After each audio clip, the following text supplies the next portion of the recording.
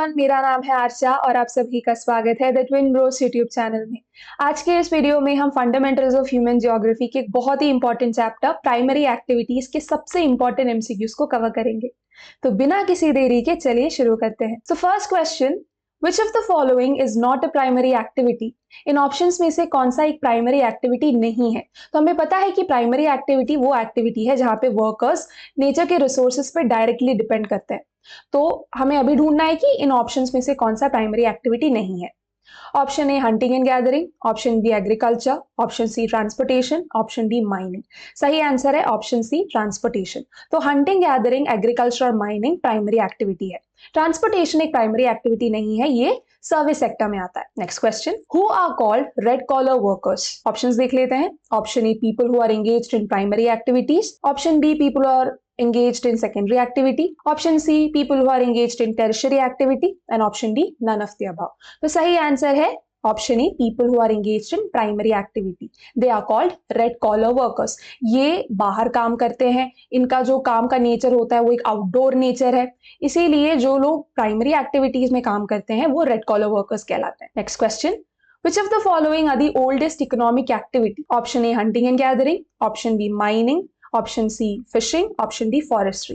तो सबसे oldest activity है option A hunting and gathering. Next question, which of the following statement is not true? So in statements में से कौन सा स्टेटमेंट सही नहीं है? Option A gathering is practised in regions with harsh climatic condition, option B in modern times gathering is market oriented and has become commercial, option C gathering requires heavy capital investment and high technology, option D primitive societies depended on wild animals.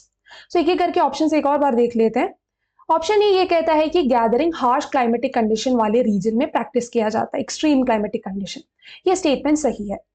Option B में ये कहा गया है कि आज के time पे जो गैदरिंग एक्टिविटी है ये मार्केट ओरिएंटेड हो गई है और कमर्शियल हो गई है। ये स्टेटमेंट भी सही है क्योंकि आज के टाइम पे गैदरिंग मार्केट ओरिएंटेड है। जो कलेक्ट किया जाता है मटेरियल, प्लांट्स का रिसोर्सेज जो कलेक्ट किया जाता है वो मार्केट्स में बेचा जाता है। ऑप्शन सी ये कहता है कि gathering requires heavy capital investment and high technology.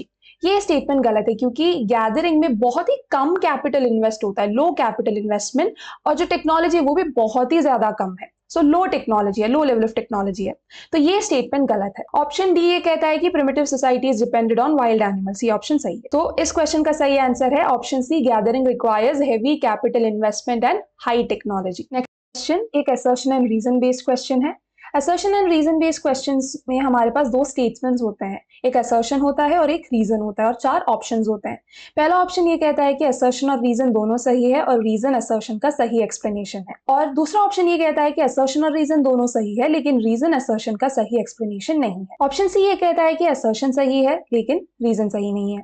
Option D ये कहता है कि असर्शन गलत है लेकिन रीजन सही है। तो एक बार असर्शन और रीजन को देख लेते हैं। असर्शन ये कहता है इस क्वेश्चन का कि gathering has little chance of becoming important at global level. Reason ये कहता है कि products of such an activity can not compete in the world market.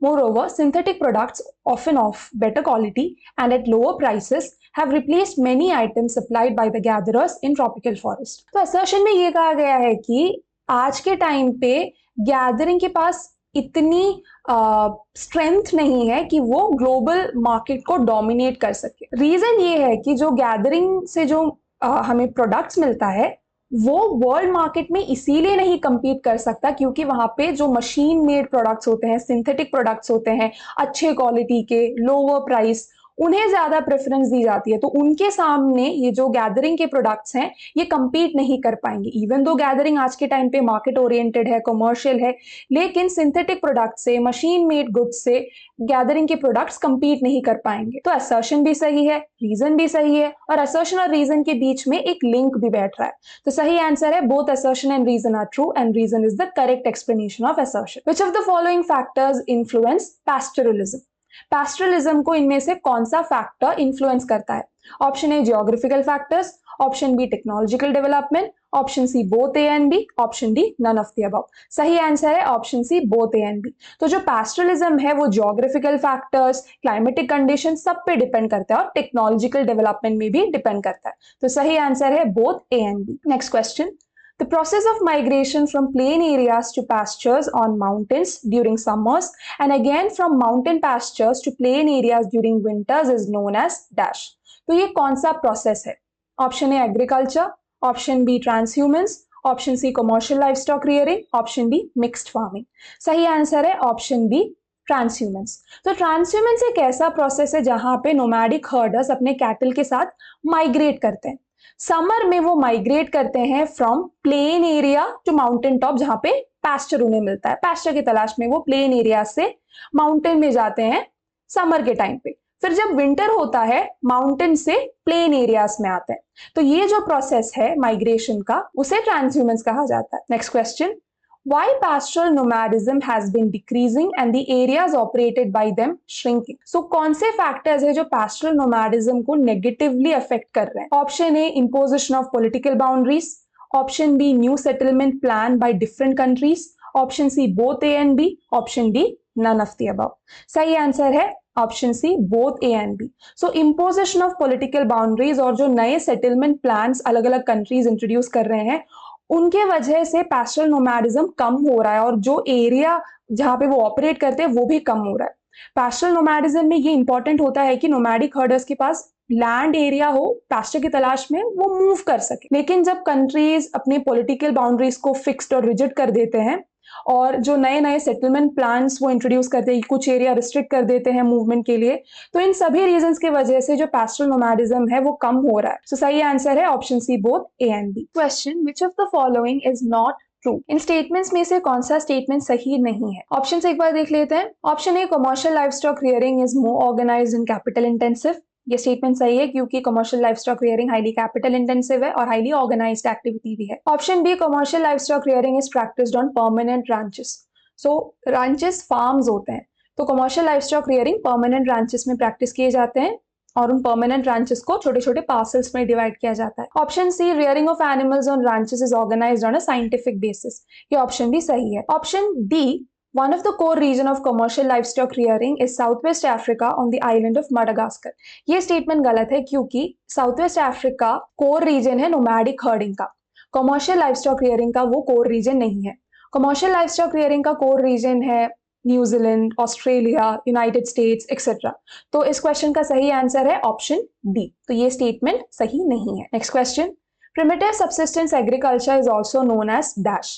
Option A, shifting cultivation, option B, dairy farming, option C, intensive subsistence agriculture, option D, mixed farming. सही answer है option A, shifting cultivation.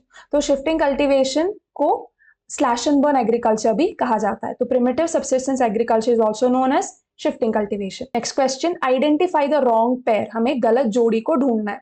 तो एक side में दिया है shifting cultivation के अलग अलग नाम और दूसरे साइड में वो रीजन दिया है जहां पे ये प्रैक्टिस किया जाता है। Option A, jhuming in north eastern states of India, option B, milpa in Mexico, option C, ladang in Sri Lanka, option D, ray in Vietnam. तो सही आंसर है option C, ladang in Sri Lanka. तो जो ऑप्शन ए है नॉर्थ ईस्टर्न स्टेट्स में झूमिंग, ये सही है क्योंकि झूमिंग वो शिफ्टिंग कल्टीवेशन का प्रैक्टिस है जो नॉर्थ ईस्टर्न स्टेट्स में किया जाता है। मेक्सिको में शिफ्टिंग कल्टीवेशन को मिल्पा कहा जाता है, लेकिन श्रीलंका में शिफ्टिंग कल्टीवेशन को चेना कहा जाता है और लडंग प्रैक्टिस किया जाता है इंडोनेशिया और मलेशिया में। और ऑप्शन डी, वियतनाम, रे, ये सही है क्योंकि वियतनाम में जो शिफ्टिंग कल्टीवेशन होता है उसे रे कहा जाता है। तो जो रॉन्ग पेयर है वो है लडंग श्रीलंका, क्योंकि लडंग शिफ्टिंग कल्टीवेशन प्रैक्टिस है इंडोनेशिया मलेशिया का और श्रीलंका में शिफ्टिंग कल्टीवेशन प्रैक्टिस को चेना कहा जाता है। Next question, identify the practice. तो यहाँ पे एक छोटा सा पैराग्राफ दिया है और इस पैराग्राफ को पढ़ के हमें उस प्रैक्टिस को आइडेंटिफाई करना है। मैं एक बार ये पैराग्राफ पढ़ देती हूँ। The vegetation is usually cleared by fire and the ashes add to the fertility of the soil. The cultivated patches are very small and cultivation is done with very primitive tools such as sticks and hoes. After some time, 3 to 5 years, the soil loses its fertility and the farmer shifts to another part and clears other patch of the forest for cultivation. The farmer may return to the earlier patch after some time. ये कौन सा practice है? Option A, mixed farming, option B, slash and burn agriculture, option C, dairy farming and option D, nomadic herding. सही answer है option B, slash and burn agriculture, जिसे shifting cultivation भी कहा जाता है। तो शिफ्टिंग कल्टीवेशन में फार्मर्स जो फॉरेस्ट एरिया होता है या वेजिटेशन एरिया होता है उसे काट के जला देते हैं और वो जो ऐश होता है वो उस सॉइल की फर्टिलिटी को बढ़ाता है। अब उसके बाद उस लैंड को कल्टीवेट किया जाता है। कल्टीवेशन होने के बाद उस लैंड को फैलो छोड़ दिया जाता है। 3-4 साल के लिए उस लैंड को कल्टीवेट ही नहीं किया जाता है और फार्मर किसी और लैंड एरिया में शिफ्ट हो जाता है और वहां पे ये सारे प्रोसेस को फिर से रिपीट करता है। तो ये होता है शिफ्टिंग कल्टीवेशन या slash and burn agriculture. Next question, which of the following is not a characteristic feature of plantation agriculture? Option A, large estates. Option B, large capital investment. Option C, multiple crop specialization. Option D, good system of transportation. सही answer है option C, multiple crop specialisation. ये plantation agriculture का characteristic feature नहीं है, क्योंकि plantation agriculture में एक crop पे फोकस किया जाता है, मोनोकल्चर, सिंगल क्रॉप स्पेशलाइजेशन होता है। बाकी जो ऑप्शंस है, large estate, large capital investment, good system of transportation, ये सारे प्लांटेशन एग्रीकल्चर के कैरेक्टरिस्टिक फीचर्स हैं, लेकिन मल्टीपल क्रॉप स्पेशलाइजेशन नहीं है, क्योंकि प्लांटेशन एग्रीकल्चर का कैरेक्टरिस्टिक फीचर है single crop specialisation. Question, which one of the following is not a plantation crop? इनमें से कौन सा प्लांटेशन क्रॉप नहीं है? Option A coffee, option B cotton, option C wheat and option D rubber. सही answer है option C wheat. तो wheat एक प्लांटेशन क्रॉप नहीं है, कॉफी, कॉटन और रबर एक प्लांटेशन क्रॉप है। Next question, which of the following is the principal crop of extensive commercial grain cultivation? Option A corn, option B barley, option C wheat, option D oats. सही answer है option C wheat। तो wheat है वो principal crop. Next question, identify the correct pair. हमें correct जोड़ी को ढूंढना है इस बार। एक साइड में दिया है वो रीजन, दूसरे साइड में दिया है कि उस रीजन में, कौन से रीजन में extensive commercial grain cultivation practice किया जाता है। एक बार ऑप्शंस देख लेते हैं। Option A Eurasia pampas, option B Australia downs, option C Canada and America velds, option D South Africa Canterbury plains. अब सही आंसर है ऑप्शन बी ऑस्ट्रेलिया डाउन्स। तो ये करेक्ट जोड़ी है। अब हम एक एक करके देख लेते हैं सही आंसर्स क्या क्या हो सकते हैं। यूरेशिया में जहां पे extensive commercial grain cultivation practice किया जाता है, उस एरिया को स्टेपीज कहा जाता है, तो यूरेशियन स्टेपीज। अर्जेंटीना में पैम्पस रीजन, तो अर्जेंटीना में extensive commercial grain cultivation pampas region में होता है। ऑस्ट्रेलिया में डाउन्स में होता है, कनाडा एंड अमेरिका में प्रायरीज में होता है, साउथ अफ्रीका में वेल्ट्स, और न्यूजीलैंड में जहां पे एक्सटेंसिव कमर्शियल ग्रेन कल्टीवेशन होता है वो है कैंटरबरी प्लेन्स। एक और बार रिवाइज कर लेते हैं। यूरेशिया में स्टेपीज, अर्जेंटीना में पैम्पस, ऑस्ट्रेलिया में डाउन्स और कनाडा और अमेरिका में प्रायरीज, साउथ अफ्रीका में वेल्ट्स और न्यूजीलैंड में Canterbury Plains. Next question, consider the following statements. Mixed farming is found in highly developed parts of the world. Mixed farms are moderate in size and usually the crops associated with it are wheat, barley, oats, rye, maize, fodder and root crops. Option A, statement 1 is true but statement 2 is false. Option B, statement 1 is false but statement 2 is true. Option C, both statements are correct. Option D, both statements are incorrect. तो first statement ये कहता है कि mixed farming highly develop countries में practice किया जाता है। दूसरा स्टेटमेंट ये कहता है कि मिक्स्ड फार्म्स मॉडरेट साइज में होते हैं और जो क्रॉप्स यहाँ पे कल्टीवेट किए जाते हैं वो है वीट, बार्ले, ओट्स, राई, मेज एक्सेट्रा। और यहाँ पे फूड फॉडर क्रॉप्स दोनों इंपॉर्टेंट है। तो सही आंसर है both statements are correct. Question, which of the following practice led equal emphasis on crop cultivation and animal husbandry? तो कौन से प्रैक्टिस में इक्वल एम्फेसिस होता है एनिमल हस्बेंड्री में भी, यानी कि लाइफ स्टॉक रियरिंग में भी, और क्रॉप कल्टीवेशन में भी? Option A dairy farming, option B mixed farming, option C market gardening, option D plantation agriculture. सही आंसर है मिक्स्ड फार्मिंग। तो मिक्स्ड फार्मिंग में इक्वल इंपॉर्टेंस दिया जाता है क्रॉप कल्टीवेशन को भी और एनिमल हस्बेंड्री को भी, और फूड और फॉडर क्रॉप्स दोनों मिक्स्ड फार्मिंग में इंपॉर्टेंट है। Next question, which type of farming is the most advanced and efficient type of rearing of milch animals?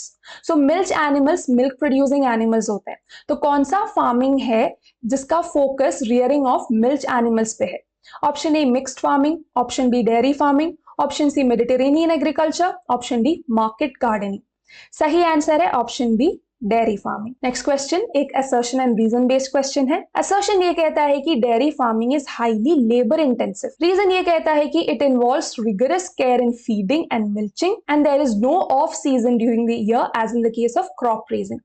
तो असर्शन ये कहता है कि dairy farming highly labour intensive है, लेबर का रोल बहुत ज्यादा होता है इसमें। और रीजन ये कहता है कि ये इसीलिए है क्योंकि जो एनिमल्स होते हैं उनको इंटेंस केयर की जरूरत है खाना खिलाने में, मिल्चिंग एक्टिविटी में, तो उनको इंटेंस केयर चाहिए। और डेयरी फार्मिंग में कोई ऑफ सीजन नहीं है जैसे क्रॉप कल्टीवेशन में है। एग्रीकल्चर में हमें ऑफ सीजन मिल जाता है, लेकिन डेयरी फार्मिंग में कोई ऐसा ऑफ सीजन नहीं है, इसीलिए भी लेबर का रोल बहुत इंपॉर्टेंट हो जाता है और ये लेबर इंटेंसिव है। So dairy farming is highly labour intensive, assertion सही है, रीजन भी सही है और रीजन असर्शन को सही तरीके से एक्सप्लेन भी करता है। तो सही आंसर है both assertion and reason are true and R is the correct explanation of A. So reason is the correct explanation of assertion. Next question. Consider the following statements. Statement 1. In dairy farming, special emphasis is laid on cattle breeding, healthcare, and veterinary services. Statement 2. Dairy farming is practiced mainly near rural and agrarian centers. Option A. Statement 1 is true, but Statement 2 is false. Option B. Statement 1 is false, but Statement 2 is true.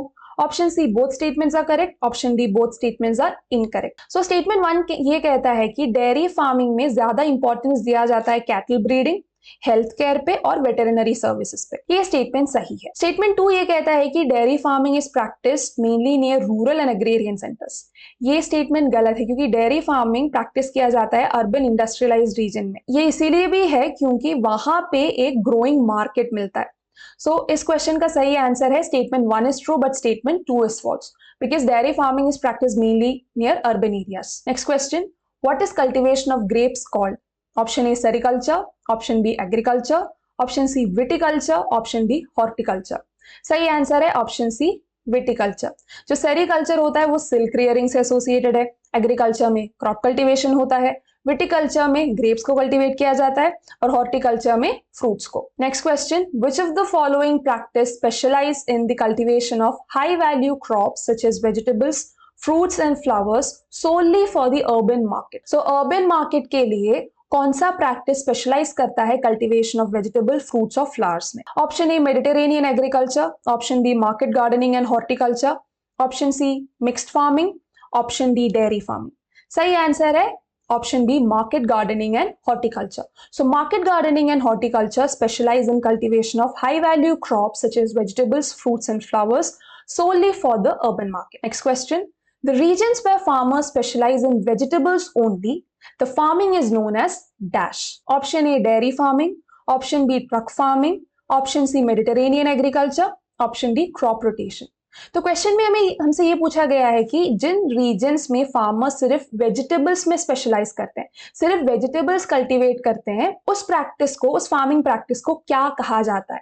सही answer है option B truck farming. सो जहां पे farmers सिर्फ vegetables cultivate करते हैं market के लिए, उसे ट्रक फार्मिंग कहा जाता है। अब इसका नाम ट्रक फार्मिंग क्यों पड़ा?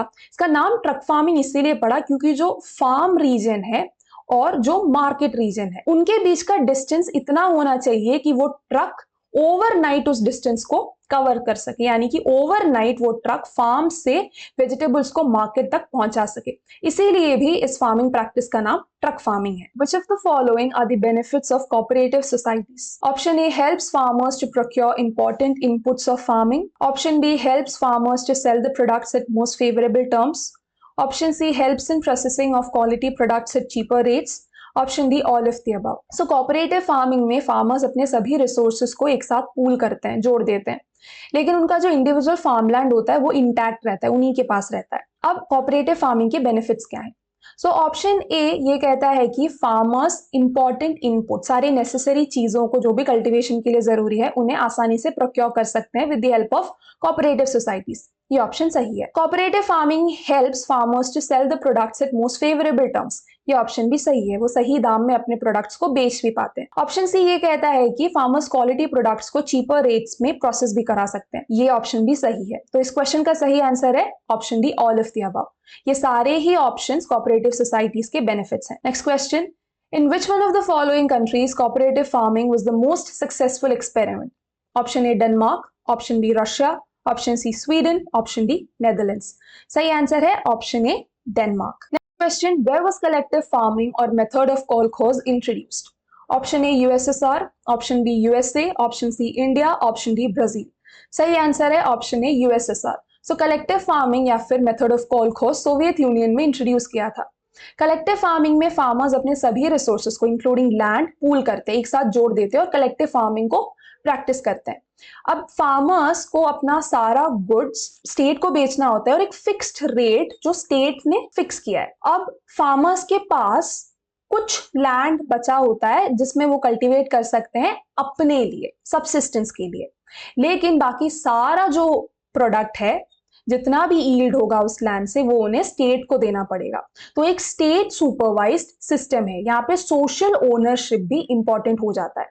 तो कलेक्टिव फार्मिंग में जब फार्मर्स कल्टीवेट करते हैं लैंड को, उन्हें कुछ हिस्सा स्टेट को देना पड़ता है और कुछ ही हिस्सा उनके पास रहता है उनके सबसिस्टेंस के लिए। तो कलेक्टिव फार्मिंग कहां पे सबसे पहले इंट्रोड्यूस किया था? सोवियत यूनियन में। Next question, which of the following are the factors affecting mining? Option A size, grade and mode of occurrence of deposits, option B demand for the mineral, option C labour and transport cost, option D all of the above. सही answer है option D, all of the above. Size, grade and mode of occurrence of deposit physical factor है, demand for the mineral, labour and transport cost ये economic factors हैं। तो सही answer हुआ all of the above. Question, surface mining is also known as dash. Option A underground mining, option B open cast mining, option C both A and B, option D only A. सही answer है option B, open cast mining. Surface mining को open cast mining भी कहा जाता है। तो surface mining या open cast mining में ये होता है कि जो भी मिनरल सरफेस के सबसे पास है उन्हें माइनिंग करके निकाल लिया जाता है। ये कंपैरेटिवली सेफ है। अगर हम अंडरग्राउंड माइनिंग से कंपेयर करें तो सरफेस माइनिंग में इतना कैपिटल भी नहीं लगता और कंपैरेटिवली सेफ भी है। सो ये ओपन कास्ट माइनिंग है, जिसे सरफेस माइनिंग भी कहा जाता है, और ओपन कास्ट माइनिंग को स्ट्रिप माइनिंग भी कहा जाता है। तो surface mining is also known as open cast mining. Next question, which of the following is also known as shaft method of mining? किसे शाफ्ट मेथड कहा जाता है?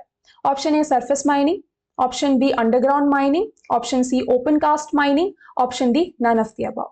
सही आंसर है ऑप्शन बी, अंडरग्राउंड माइनिंग। जो भी मिनरल्स बहुत ही deep होते हैं उन्हें शाफ्ट मेथड से या अंडरग्राउंड माइनिंग से निकाला जाता है। So which of the following is known as shaft method of mining? सही आंसर है underground mining, option B. So that's all from my side. अगर आपको कोई भी डाउट है तो आप कमेंट सेक्शन में पूछ सकते हो। अगर आपको वीडियो पसंद आए तो इसको जरूर लाइक करना, ट्विन ब्रोस के चैनल को सब्सक्राइब भी करना और अपने दोस्तों के साथ इस वीडियो को शेयर भी करना। जल्दी ही मिलते हैं नेक्स्ट चैप्टर के सबसे इंपॉर्टेंट एमसीक्यूज के साथ। Thank you.